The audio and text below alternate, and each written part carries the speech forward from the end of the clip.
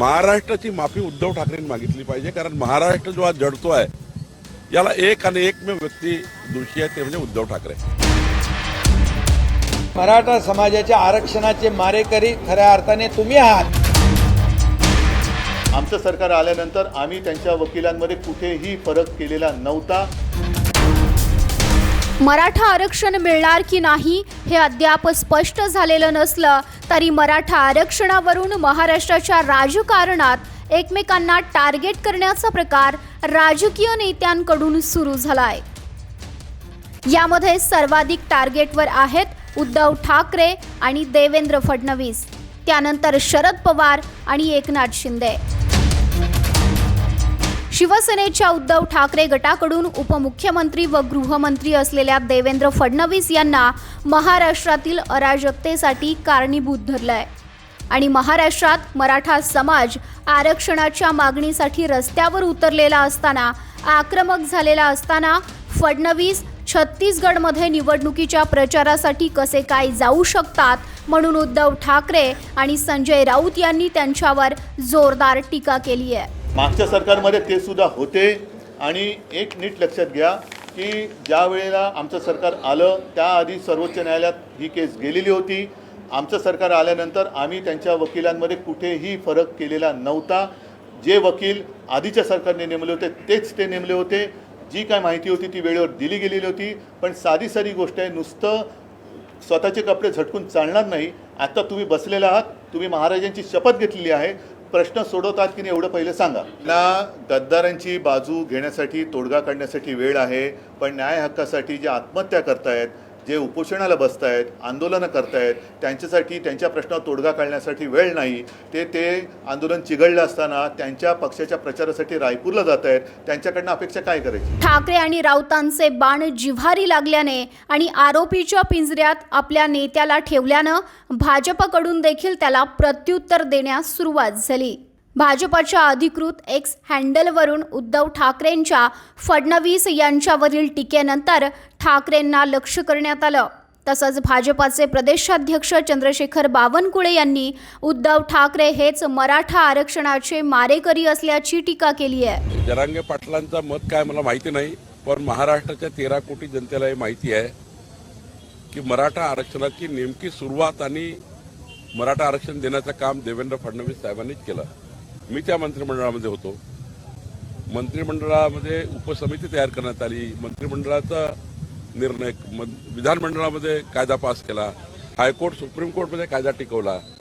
खरं तर हा सर्व कायदा आणि मराठा समाजाचा जो अन्याय झाला याचा दोषी कोण आहे? तो उद्धव ठाकरेजी आहे. ते जर मंत्रालयात वारंवार आले असते, 2.5 वर्ष, 2दा मंत्रालयात आले, 2दा विधानमंडळात आले 2.5 वर्षामध्ये. ते जर आले असते, योग्य वकील लावले असते, मराठा समाज कसा आर्थिक सामाजिक दुर्बल आहे हे जर सुप्रीम कोर्टाला पटवून दिलं असतं तर हे दिवस नसते आले जे दिवस आज दिसत आहे.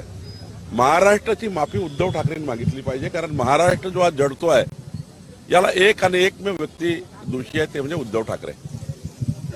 देवेंद्रजींनी पूर्ण आरक्षण दिलं होतं. त्यानंतरही देवेंद्रजींना कोणी टीका करत असेल तर मला वाटतं महाराष्ट्राला सर्व घरोघरी माहिती आहे की देवेंद्र फडणवीसांनी मराठा समाजाला आरक्षण दिलं होतं.